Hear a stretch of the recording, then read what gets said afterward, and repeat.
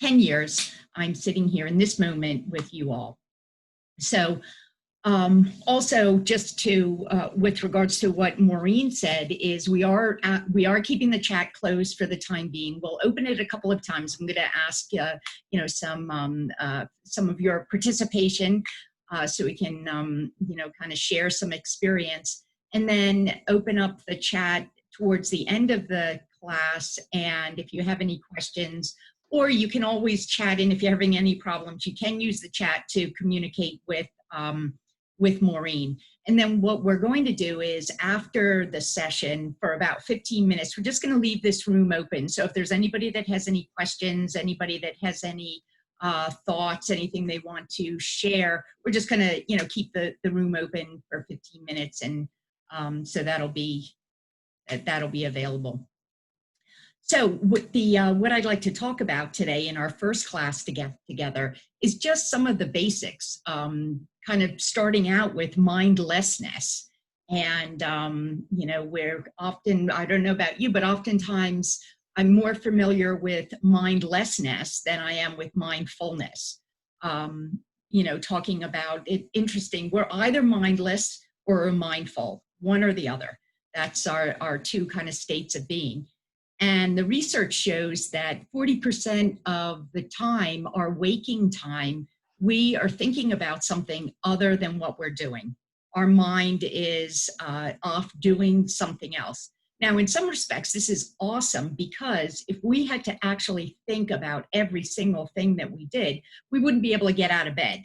I mean, time to open my eyes, time to sit on the side of the bed, all of these kinds of things. But an awful lot of our waking time is spent on, and I'm sure you're all familiar with this word, autopilot, right? Where we're moving through life, we haven't got the foggiest idea. All of a sudden, we start at point A, we're at point B, don't have the foggiest idea what kind of happened in between. And that can be from the time we perhaps get into our car and we, go to work, or it might be when we, start an educational program and then we're at the end of it, or, we're a child and the next thing is we're adult, and all of these things, time can oftentimes pass us by. And, how often have you found yourself, where did the time go? Where did the time go? And, so there's a lot of time we spend on being mindless. And, we can very easily get caught up in habits, these habituated kinds of behaviors or thinking, where our minds are somewhere off in the future. Just checking in with yourself right now. Where is your mind right now? Where's your attention? Maybe distracted by some technology. You may be thinking already, boy, I've got a lot of other things to do today.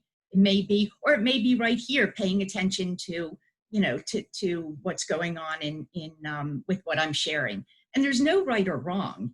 It's a matter of, am I aware of where my attention is?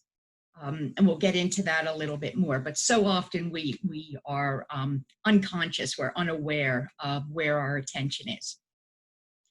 So another way that oftentimes this can get us into trouble is this idea, and maybe people can relate to this, is this thinking of, when this happens, I'll be happy. When I, get my, when I get done school, I'll be happy. When I get married, I'll be happy. When I get divorced, I'll be happy. When I'm retired, when this whole COVID thing's over, life will be okay. It'll be okay. And interestingly enough, what happens when those things come to fruition? What do we notice? If you're anything like me, this is where not being in a group and being able to shout things out is a little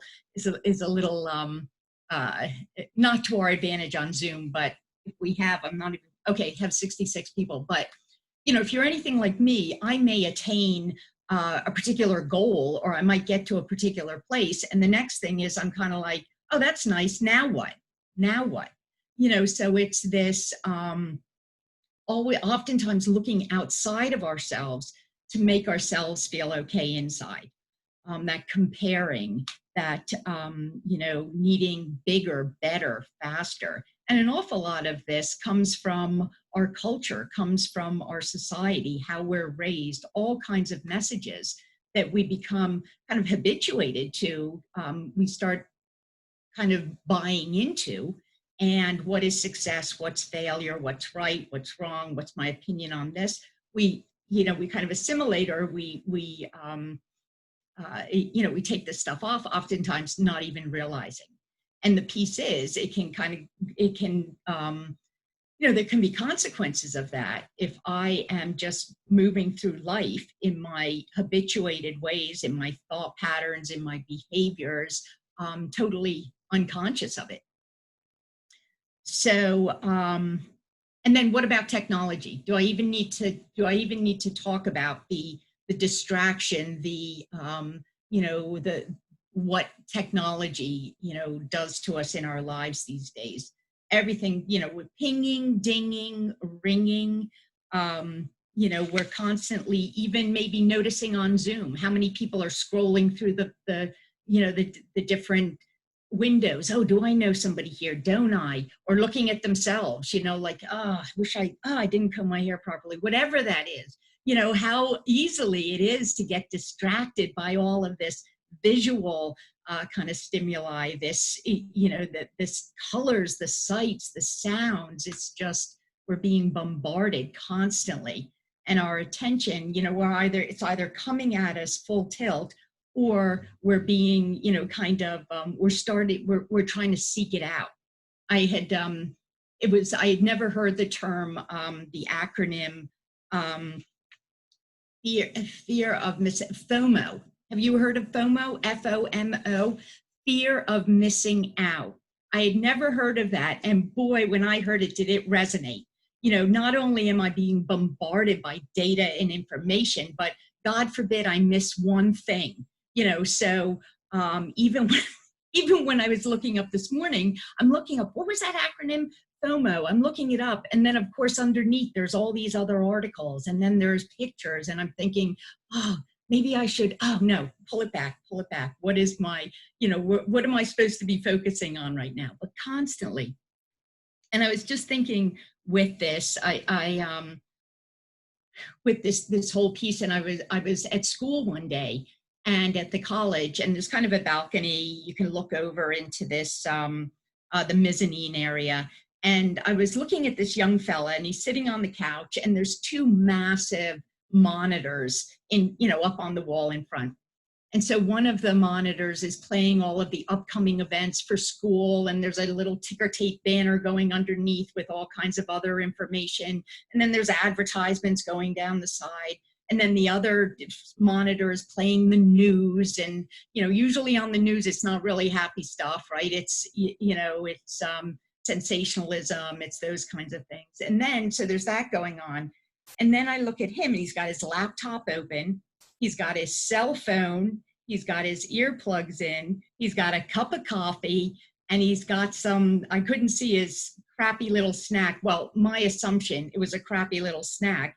And I'm thinking, boy, is this a, is this a statement of our, our present times? And, to think that, this is how we, go through our days.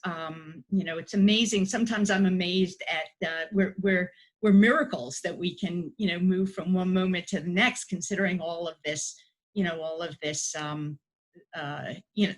stuff that is either coming at us or being generated in our own head. Does this kind of resonate with anybody? Does it make sense? Yeah, thumbs up. I saw a couple thumbs. Yeah, seeing nods. Hey, okay. So we're relating a little bit to this. Good. Here's another interesting factoid. Microsoft did a study in 2015, and I think it was a period of from like 2010 to 2013. They collected data. They were looking at the effect of technology on people's attention. And what they found was there was a decrease in people's attention span. And it was a pretty big study, from 12 seconds to 8 seconds. So that's what, like a 25% decrease. And the really interesting thing is the attention span of a goldfish is guess, 9 seconds, right? So we can't even, stand up to a goldfish. So quite telling indeed. So, and then again, and this isn't to say that technology isn't wonderful, that all of these, these advances in our, in our society and in our times aren't great, but part of it is, are we using it? Are we using these things wisely? Are we just being completely consumed by them? So let's talk, let me make sure. Okay, so let's talk a little bit about how living on autopilot, living in this state of mindlessness can be problematic, as if you're not even aware of quite a bit of this stuff anyway. But as human beings, we've been programmed, we physiologically to react to anything that we perceive as a threat. Anything that creates a sense of fear in us, we are physiologically programmed to react. So we're familiar, I'm sure everybody's familiar with the fight, the flight, the freeze. Everybody know what that is? This idea of, okay. And so, and thank goodness for that, because that has saved us, from an awful lot of disasters. It has, it's a protective mechanism. If we're out on the, if we're out in the savannah and we're being chased by a lion or being threatened, we better know that pretty quickly, because otherwise we're going to be lunch. We're either going to either have lunch or we're going to be lunch. So it behooves us to, our nervous system to kick in immediately, even before the thinking piece connects, that just automatic response. The interesting piece, though, is that notice that I said perceived. So that crucial piece of our perception of the threat, meaning that it may be a threat, it may not be a threat. So it may be the lion. Let's just take let's take an example of a zebra and a lion. Okay, so zebra's out just eating its lunch, doing its zebra kind of thing. The next thing is this lion is approaching and the lion attacks. So if the zebra doesn't automatically respond in that fight or flight kind of reactivity, then it could be lunch, right? We talked about that. Or what might happen is it isn't caught, it's not lunch, and it goes back to eating. Now, animals are their biological system. They have the same fight, flight, freeze system. But what happens with animals is after the threat is no longer present, they go back to their nervous systems, relax, they're back to baseline, they're back to eating, their digestive tracts are working well again. Now, instead of a zebra, let's put us in that. So here we are, we've been, we're being chased by the lion. Luckily, we live to tell the tale. And what is the tale we begin to tell? So we've survived. What is the tale that we begin to tell ourselves? And let me throw a couple of possibilities out there and see if you relate. You may already have your own story going on. So this idea of, oh my goodness, when is the lion going to be back? How am I going to protect my little zebra, or whatever baby zebras are called, should a lion, attack again? How long am I going to have food in this area before I have to move to another place? Will there be water there? Will there be blah, blah, blah? Anybody relate to these stories that can start to accumulate? And this is just being a zebra. So put yourself in real life and the stories just start flowing.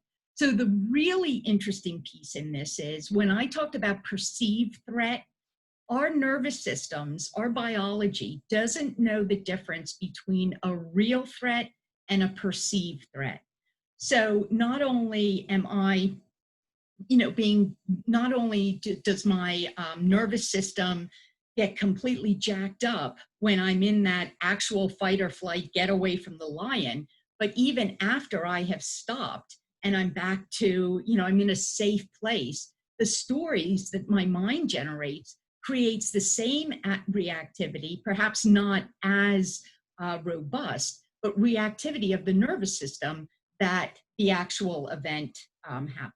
So you can kind of see how the stories, and just put in any other stress in your life, figure out, I'm assuming with minimal thinking, you can think of stressors that are in your life right now, right? I used to say, oh, who knows about stress? Well, I don't even bother saying that anymore. It's already a done deal, that stress is part of our lives, whether things are going well or they're not.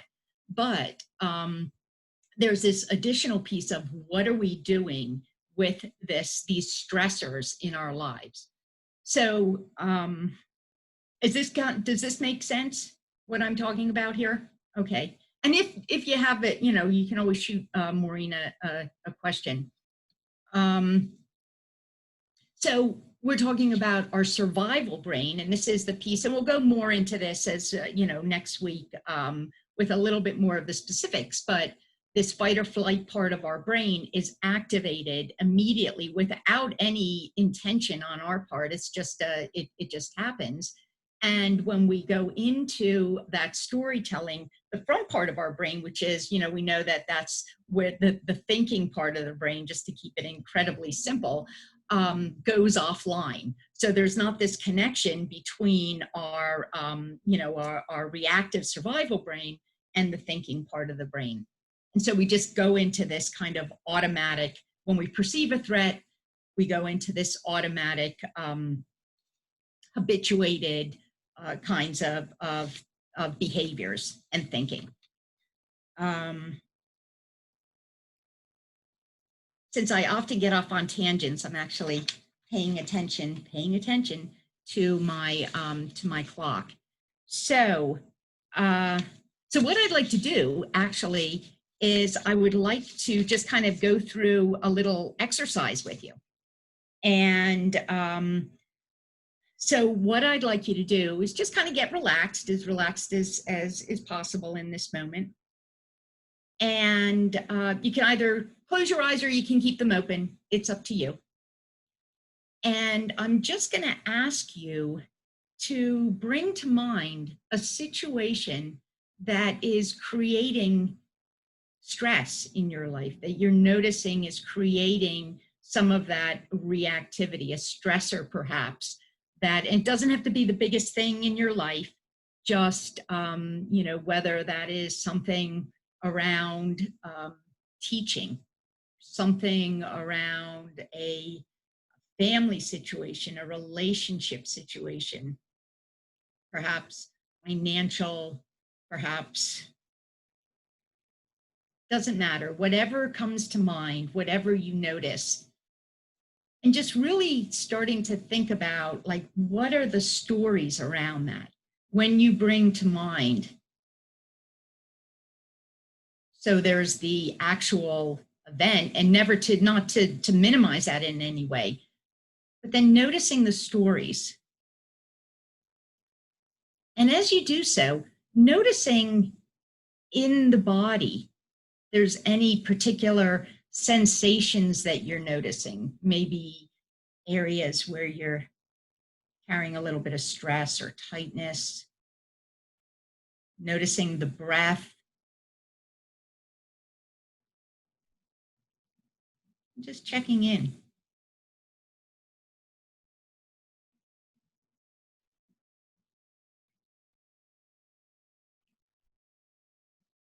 And then if you've got your eyes closed, you can just open them and look around. And then what I'm going to ask Maureen to do is just open the chat.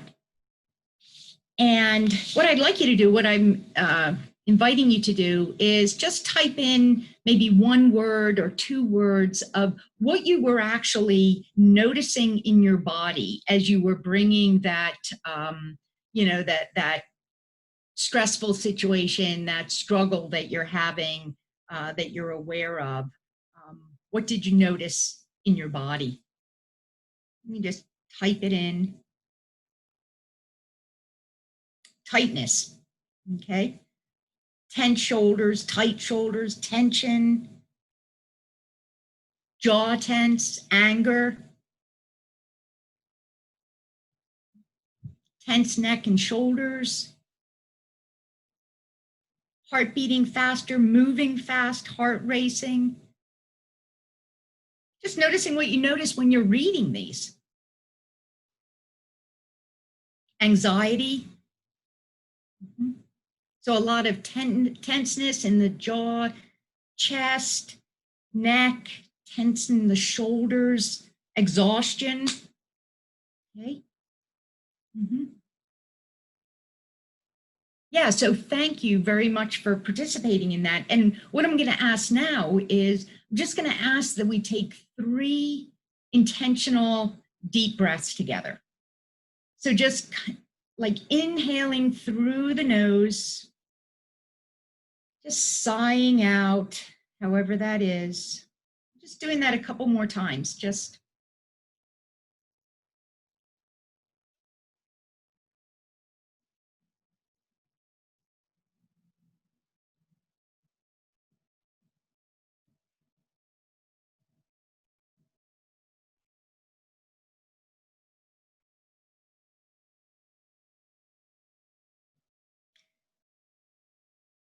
And now what I'm going to ask, if you choose to check in with yourself right in this moment. So check in and maybe noticing if, again, you can just pop into the chat what you're noticing in your body right in this moment. There's no right or wrong.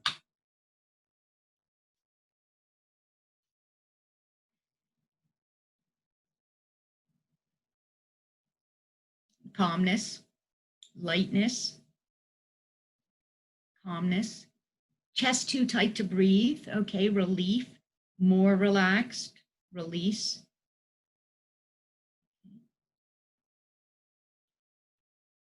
Loose, easier to breathe. Little more relaxed. Okay. So a variety of different experiences, but it seems like it shifted a little bit.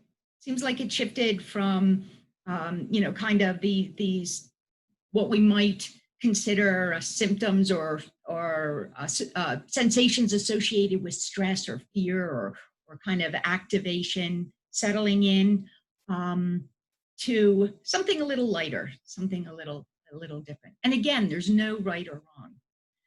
But what's interesting is all you were doing, all I asked you to do was just to think about a stressor, think about something you were struggling with. And that activated your nervous system. That aroused your sympathetic nervous system, which is the fight or flight, right? That's the thing that mobilizes the body to, wow, okay. Jen, thank you, Jen. That was an experience where you didn't feel like fleeing. So the so the piece to this, and then on checking in and feeling that tension, that tightness, that whatever those sensations were, and then intentionally taking a couple of breaths, paying attention, taking a couple of breaths, and noticing what is there then. And it seemed to be as if it was, with the breath, you're stimulating the parasympathetic, the relaxation, the putting the brake on part of the nervous system, and you're setting it back, kind of calming it down. So this is to say that the breath is our biggest ally, and it's free, it's portable, it's reliable, it's accessible. So use it as much as possible. How often when we get stressed or when we feel anxiety or tension, do we hold our breath? Anybody hold? Somebody talked about, that tightness in the chest or a shortening of the breath, right? Which just amps up that sympathetic, sympathetic fight or flight response even more. So thank you for participating in that activity with me. And so it's not so much, so let's get to let's get to the good news here. The good news is you may already be saying, heck, here I am I've come to this to learn a little bit about stress relief, about taking care of myself, and all this woman has done is jacked up my nervous system and talked about about stressors and all kinds of things. So the good news is now we're going to spend some time talking about mindfulness. And what I'm going to put the pressure on, no, not the pressure. I'm going to ask Maureen again, if you could open the chat up, and I'm going to ask folks just one or two words. When you think of mindfulness, what comes to mind?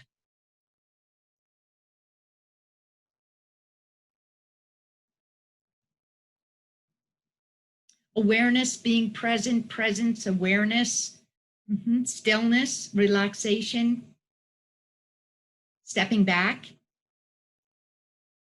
clear mind, focus.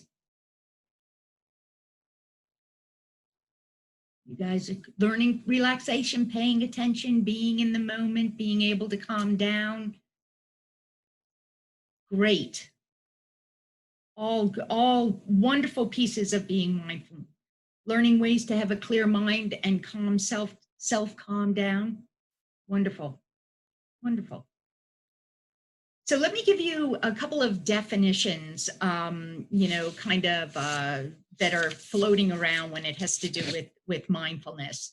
One of them comes from Jon Kabat-Zinn, who has been very instrumental. I won't go into the history of Jon Kabat-Zinn, but essentially he has been very instrumental in bringing mindfulness to the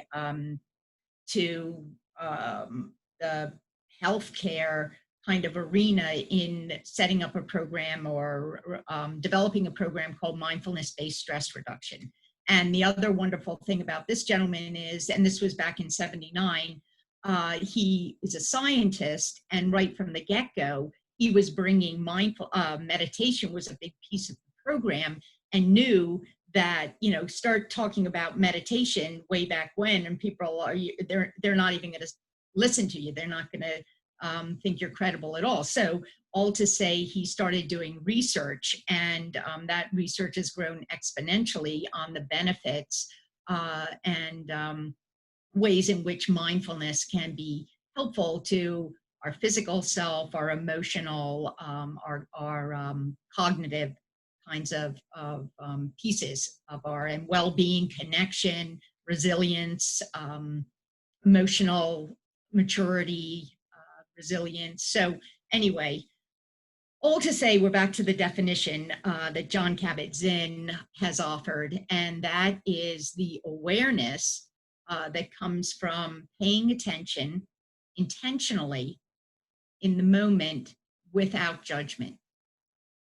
So in other words, that sometimes can be a little cumbersome. It can be, a lot of, it can be a little, not confusing. I just find it sometimes a little heavy. But essentially what it's saying is mindfulness is about showing up for your life the only time you can, which is in the present moment. So, and doing so with a sense of curiosity. So showing up intentionally right here in this moment, and doing it with this curiosity, this non-judgment, this beginner's mind, sometimes we talk about. And I love a definition or an explanation of, there was a fifth grader, I think this is just captures it. there was a fifth grader, and they were teaching mindfulness to children. They were teaching them about being aware of their reactivity, their nervous system reactivity, and teaching them breathing and different things. And there was this fifth grader who was a real bully, been a real problem in school, causing all kinds of disruptions. And so anyway, he was part of the teaching. And somebody asked him at some point, what has mindfulness done for you? Or how has mindfulness helped you? And he said, I didn't have to hit him. And when you think about how,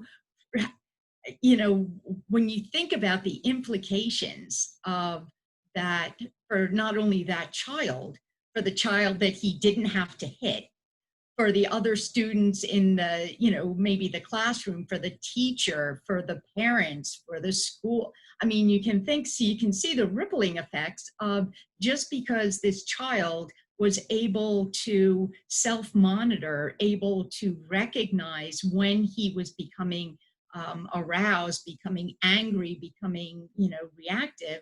He was able to take a couple breaths, he was aware, and he didn't have to immediately react. So, I think that's pretty big stuff.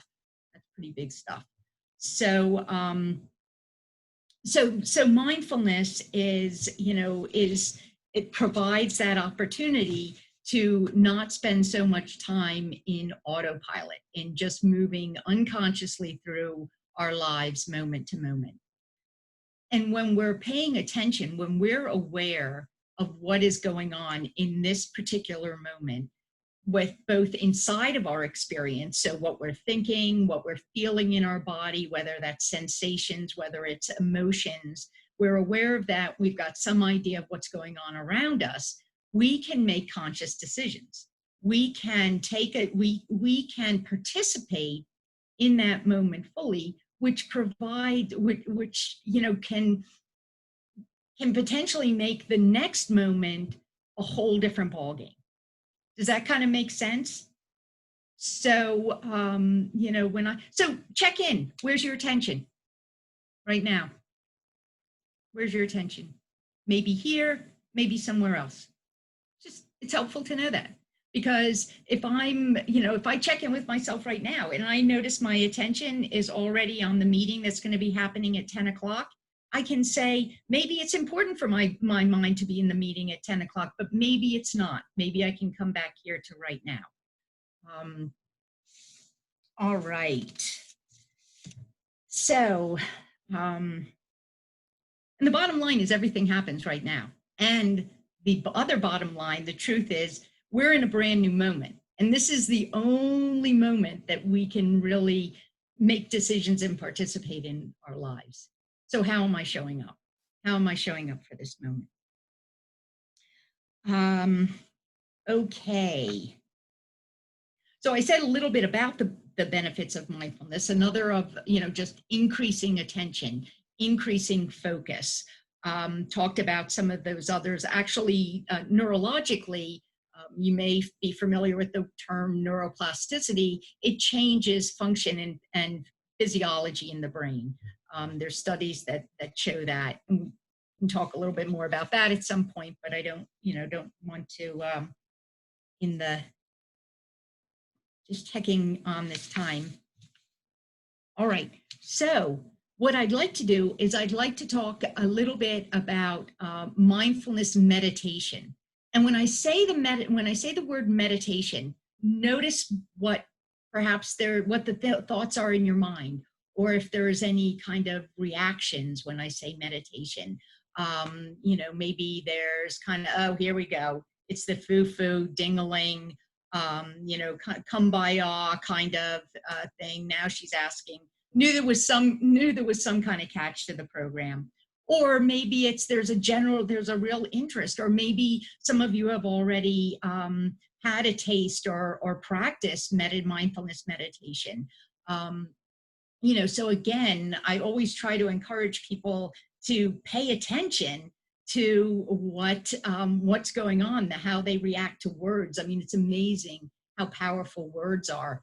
in in our experience in the moment. We'll play around with that a little bit in the next couple of weeks too. So stay tuned. This is the poll to get you to come to the next couple of weeks. So when I'm talking about meditation, you could just substitute the word practice for meditation, because in fact that's what it is. We're practicing mindfulness in a formal, intentional way. It's not about blissing out. It's not about arriving at some other place than we are right now. Not about relaxation, although oftentimes relaxation, comes about when we meditate. Sometimes it does, sometimes it doesn't. Not about stopping thoughts. Oftentimes when people begin to meditate, or they'll say, I can't meditate, my mind never stops. Well, welcome to being a human being, because that's what our minds do. And oftentimes what's really interesting is when we start paying attention to our mind, that's when we really see how crazy we are. That's when we really see how our minds go and the stories. But the great news with that is when we're aware, we can work with it. When we know what we're dealing with, we have an opportunity to make choices and decisions about that. We're not just carried away.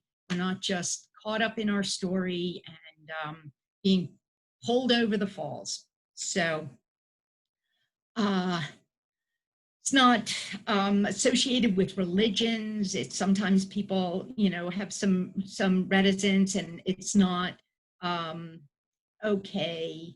It's not about changing anything that your experience is, other than paying attention to your experience.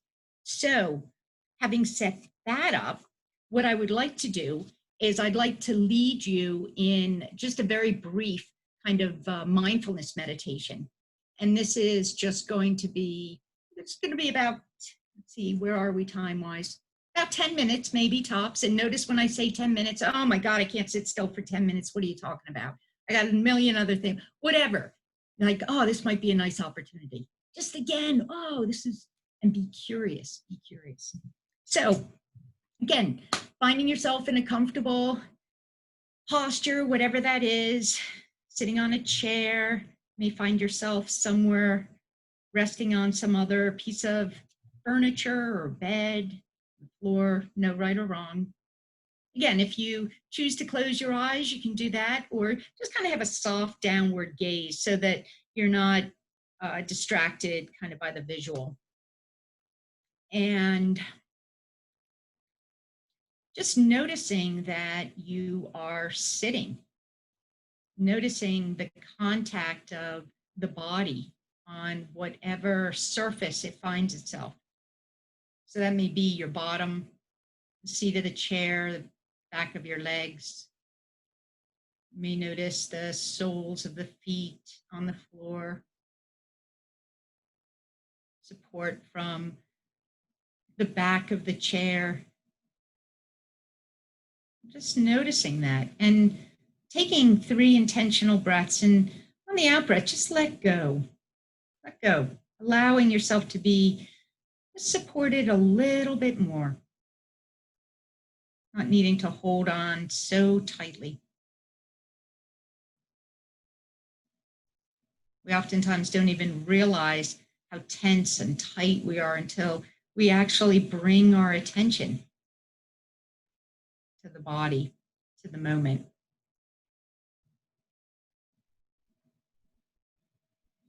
And then just scanning your body. So from the top of your head, just on your own, working down through the body.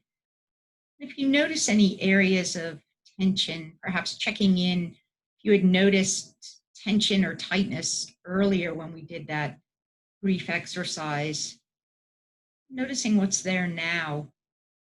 Notice any areas of stress. Then just on the in-breath, bringing the breath to that area. And on the out-breath, releasing.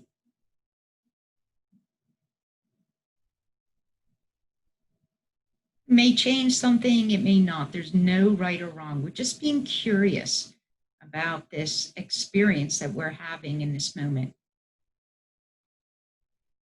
Just check in with the mind.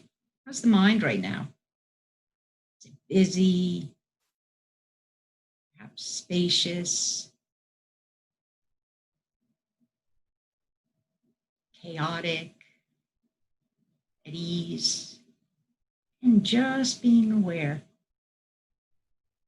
Notice if there's any emotions. Sometimes if we notice emotions, they live in a certain area of the body. Sensations. Let me check that out. May notice it, may not. And now bring your awareness to the sense of the breath in the body. So wherever you sense the physical sensations of the breath, bring your attention right there to that in breath and this out breath. So that may be the area of the abdomen, rising and falling of the abdomen, maybe at the chest, maybe at the nostrils, air moving in and out of the nostrils with the breath. It's wherever it's most vivid for you. Just rest your attention. And if you notice that when you bring your attention to the breath, there's anxiety or it's uncomfortable, then just choosing an area of the body to rest your attention. So that might be noticing your bottom on the seat of the chair, feet on the floor, whatever, just as a place to rest your attention. Provide a place of grounding. And if you haven't noticed already, you'll soon notice that your mind has wandered. You've been distracted.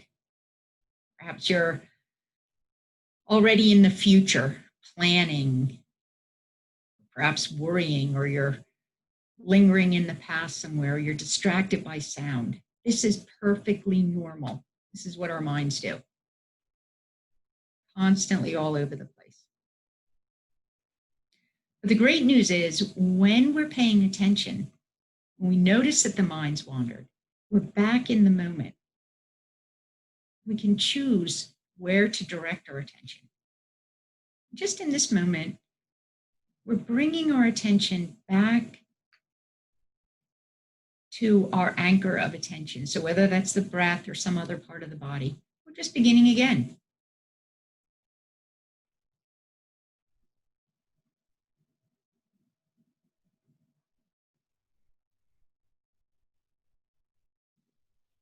Just being curious. When we notice the mind's traveled off, where's it gone? Up there, bringing it back, beginning again, training our attention.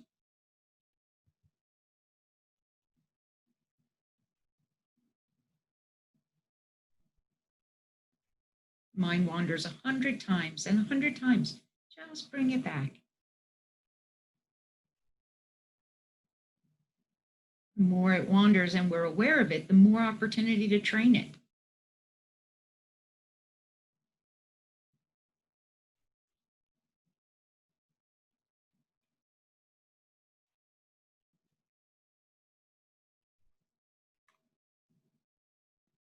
Where's your mind? Where's your attention in this moment?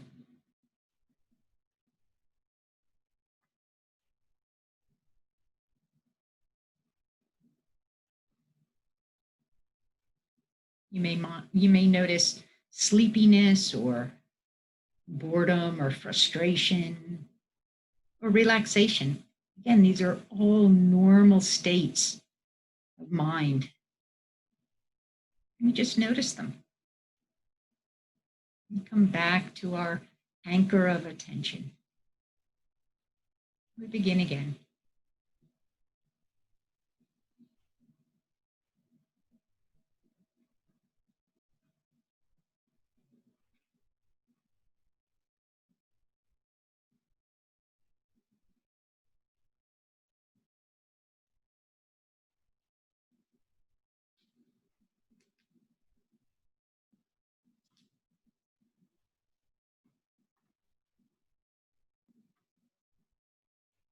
Don't need to push anything away.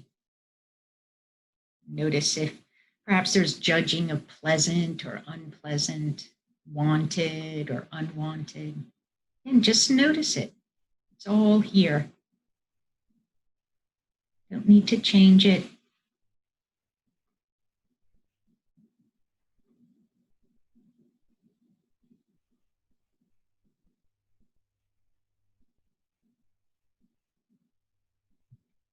When we know how our mind works, we can work with our minds.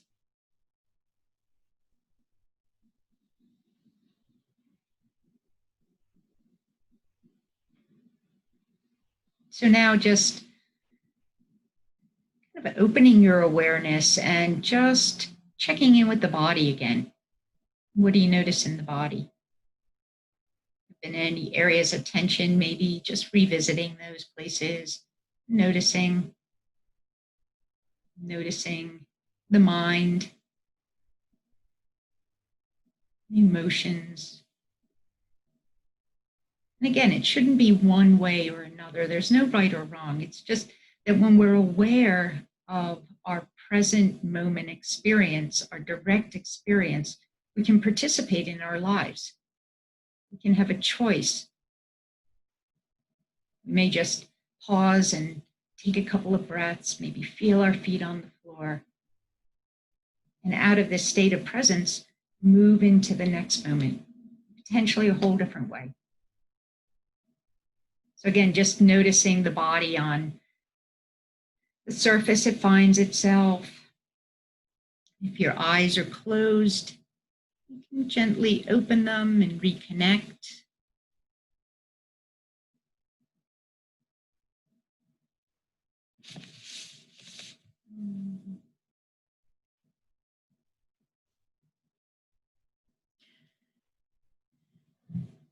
So that was a very brief introduction to a mindfulness meditation. And actually what I'd like to do, if I can, is I'm going to, once again, Maureen, would you be kind enough to pop open the chat? And I'm just going to ask if anybody wants to, again, just pop up one word that they notice right now, or they notice perhaps during the meditation. Calm.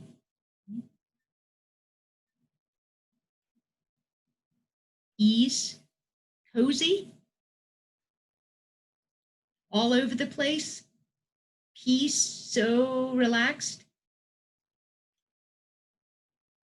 Awareness of thoughts. Okay. Better self-awareness, ease and calmness, tired. The breath. Okay. Relaxed. Calm. Pain relieved.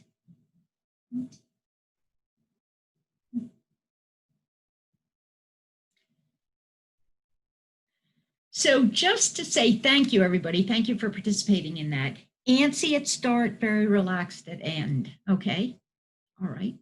So thank you very much for sharing that. And to say, I just want to let folks know that if perhaps there was you noticed anxiety, you noticed a real kind of feeling agitated, or you felt, the last thing you wanted to do was stay still one more moment, or felt you were, that is all perfectly normal too. The idea is, thank you. The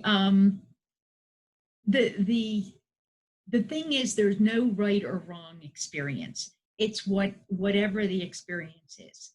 And to know that sometimes, just as in life, we have periods of feeling anxious. We have periods of feeling that again, as I said, our minds can be all over the place.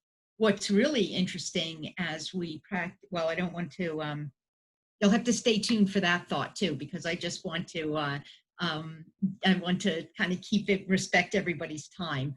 But, one of the important pieces of there's two ways of practicing meditation. There's a formal way, which is we just had a flavor of a meditation, a formal meditation practice.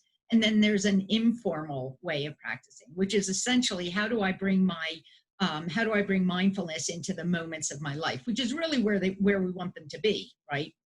So the mindfulness, the meditation really supports the cultivation and the development of that ability to practice paying attention more frequently in our daily life, because we're actually practicing it, we're reinforcing it. So that idea of when we go to the gym, we start off, if we've never lifted up a weight, then we don't even know how to lift the thing up, but it's through practice that muscle is strengthened, just like our attention muscle, our mindfulness muscle.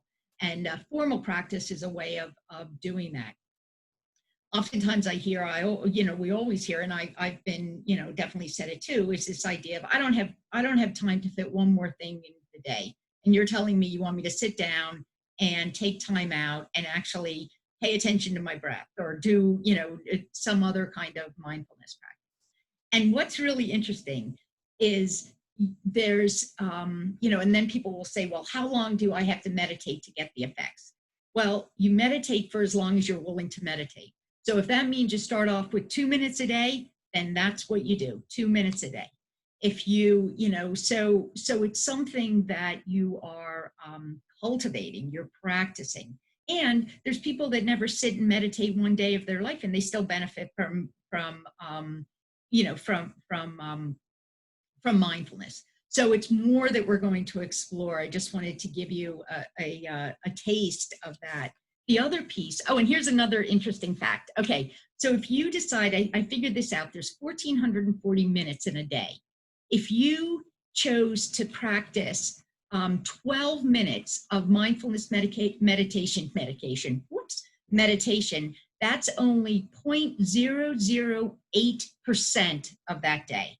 So looking at it in those terms, it's a little more manageable to maybe put aside 12 minutes in a day to just practice meditation. Shucks, we're really close. So the one other thing that I would like to just invite you to practice this week is this idea of just the pause and breathing, taking relaxing breaths, paying attention to when you notice some of that, getting to know your body, start collecting data on your moments, on, when you're feeling stressed, when you're in a conversation with somebody and you start feeling yourself getting, we all have certain people that can push our buttons, right? And, so starting to notice what that feels like to have your buttons pushed. Can you take a couple of intentional, relaxing breaths? Can you pay attention in other moments of your day, such as picking certain events or situations that happen regularly, perhaps a couple of times a day, and really using that as a moment to be mindful. So maybe that is when you open your eyes in the morning, can you just take a couple of breaths, see how you are, see what is going on in your experience. When you hug your child or your spouse, if there's your dog or your cat, can you really pay attention to what it feels like to hug another individual or pet your dog? Or, there's oftentimes where we know that things are nice or they're pleasant, but what does pleasant really feel like? What does it feel to be connected with another human being? Starting to incorporate some of these opportunities to practice. So I want to just, and I know it's time to wrap up. And as I said, we have, we'll be open in the chat room, the virtual parking lot, for 15 minutes for anybody that's interested in hanging out. Also, we're going to send out, Maureen's going to send out an email, and in there will be a link to an app that's called the 10% Happier app. I don't know if anybody's heard of it, but it's an app that is available. You're asking me what will be covered? Is that what you're asking me, Maureen? Oh, okay. So the 10% Happier app is free to educators, healthcare providers, a few other folks, and has a lot of mindfulness information and practices, as does the Shanthi on the Shanthi website has guided practices. So what will we be doing next week? We're going to delve a little further into the physiology, how we learn, how we can start to move out of our reactive way of behaving into a more responsive behaving. We're going to look at working with unpleasant, situations, pleasant situations, some look at mindfulness in communication. We're going to start to, bring in our own experiences with what we're noticing, perhaps as we start to pay attention more as we practice a little bit more.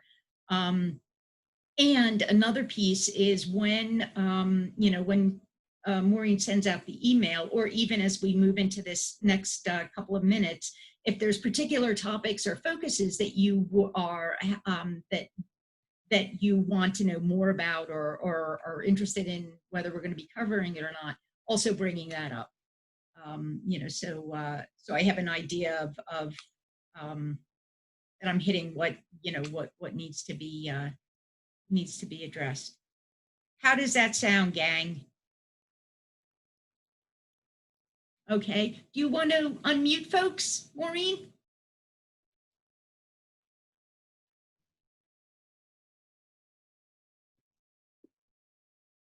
We're even a couple minutes over our official piece. So what I'll ask now is anybody that's hanging out and they have any questions or any comments, if you want to raise your hand, do you guys know if you click on your participants, on the participants at the bottom, and you hit raise hand, that will raise your hand, and we can we can know that you have something to say, or if you're chatting, you can chat. I think the chat's open.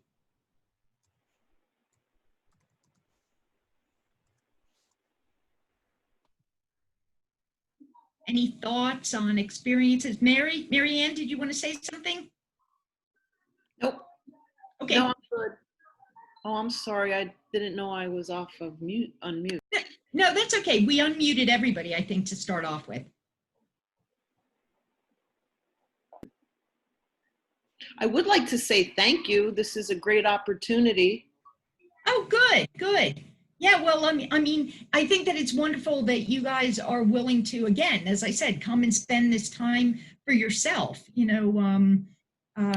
I think it can only benefit, it doesn't only benefit us, but as I said, with the example of the fifth grader, how our practice has this potential to ripple out. Absolutely. And it's like a refresher course. I work at Brockville Middle School in Bethlehem, and I am in the peace room, and I do mindfulness with the students. Oh, lovely. I have done Zoom with them when the pandemic first started. So now I feel like this is great for me to get back into it again. Mm-hmm. Mm-hmm. Thank you. May I ask you a question, Marianne? Yes. What are you, when you say that you do mindfulness with the kids, what does that look like? What do you, how you incorporate that? Brockville Middle School is in Bethlehem, and it's a trauma-sensitive trained school. And we have what's called the Peace Room. And I lead the Peace Room, where we do mindfulness with the students. We also practice mindfulness and self-regulation first in the classroom before the students come to the Peace Room. However, I try to help the students self-regulate themselves through mindfulness. Did I answer your question? Yes, thank you. Yeah. Is anybody else working with, I should have asked at the beginning, although I can't see everybody, how many folks are educators? How many, I know we have other healthcare providers. We have a slew of different professions and roles represented. You have a school nurse. School nurse. God bless you. Hi, everyone. Another school nurse here from Easton. Oh, great. Thank you. Wonderful. Thank you.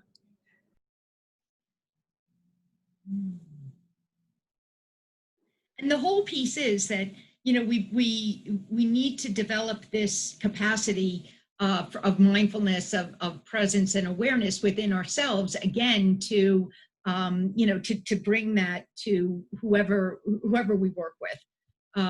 Because just in oftentimes our, you know, one of those things where you know when somebody is present for you, right? You know that when somebody is, you know, you're talking to somebody and all of a sudden they're no longer listening. You know how that curtain drops? Like that feels crappy, doesn't it? When you're just kind of like all of a sudden, you know, you are not part of their, you know, part of their awareness anymore. So from the standpoint of being the one whose curtain is dropping, it's really beneficial to know when that curtain drops, because our minds do go all over the place.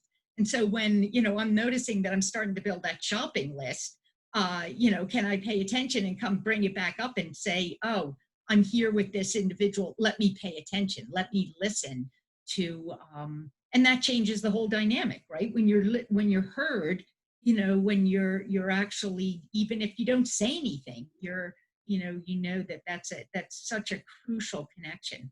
And that comes from being aware.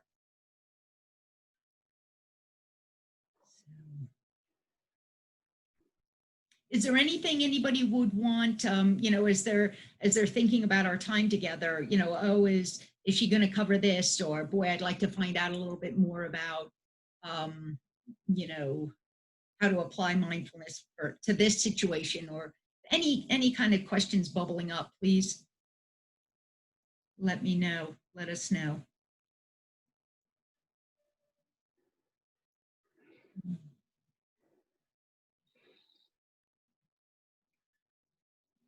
I think that's it. All right. Well, thank you very much. Look forward to seeing you next week. Take care of yourselves. Breathe, pause, check in, give yourself a break. All right. Thank you. Take care. Be well. Thank you.